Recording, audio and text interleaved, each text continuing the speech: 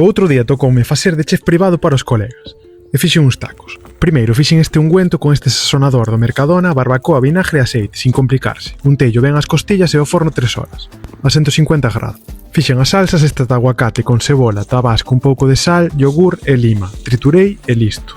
Despois triturei tamén uns millos e fixen unha salsa de yogur con allo en polvo, xenxibre, eneldo, sal, mel, un chorriño de aceite e lima.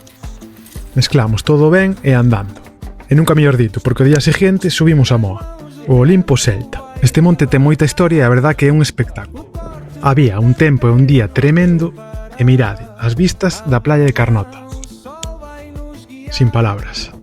Despois tomamos unha variante da subida e fomos á Cova da Xoana. E mirade tamén a panorámica do Pindo, que tremenda maravilla. E aquí, escalando, laica cabras montesas, chegamos á cova, onde había un vento da hostia. E bueno, culminamos chegando alto da Moa, non me canso de repetilo, pero vai a sitios máis chulos temos na Costa da Morte. Mirade outra vez as vistas xa, e que é a hostia. E aquí estamos xa no asunto de comer, picamos algo de embutido e bo queixo. E bueno, desmijamos a costilla, botolle a salsa, que eran os líquidos reducidos que soltou a carne, máis un pouco de barbacoa, e levámola a que se caramelice no forno. Desmijámola ben e facemos unha especie de pico de jalo, con tomate e pepinillo. Quentamos as tortillas no forno e aquí veño eu co perolo de carne. É hora de montar o taco. Metemos crema de aguacate, tallada, pico de jalo, ceboliña encurtida, os millos, a salsa de yogur e un pouco de salsa picante.